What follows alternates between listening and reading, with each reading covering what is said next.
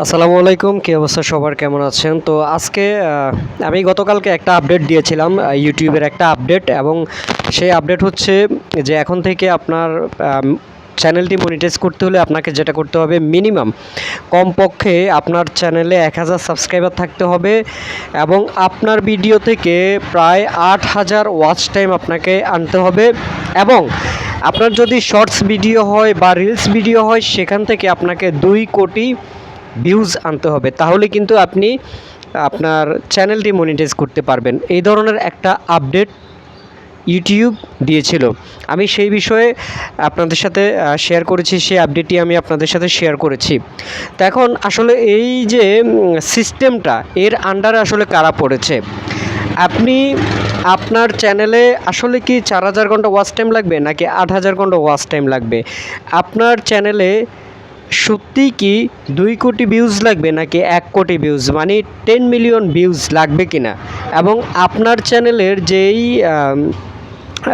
Watch টাইমটি, সেটি তো আমি বলেছি, এবং যেই যে আপনার চ্যানেলের ফলোয়ার বা সাবস্ক্রাইবার, সেই সাবস্ক্রাইবার কি আসলে অপরিবর্তিত আছে কিনা, সেটা আপনি কিভাবে চেক করবেন?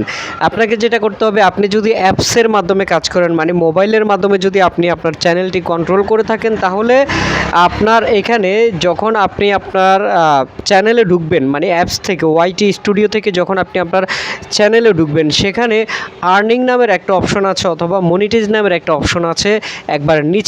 একবার নিচে ডান পাশে আর্নিং নামের একটা অপশন আছে, আর্ন অথবা আর্নিং এই ধরনের একটা লিখা সেখানে থাকতে পারে। আপনি সেখানে যখন যাবেন, সেখানে কিন্তু আপনার মনিটাইজের অপশন আসবে, তারপর ওয়াচ টাইম কত হয়েছে, ফলোয়ার কতগুলো আছে বা সাবস্ক্রাইবার কতগুলো আছে, এগুলো কিন্তু প্রত্যেকটি সিস্টেম আপনাকে কিন্তু সেখানে শো করবে বা দেখাবে।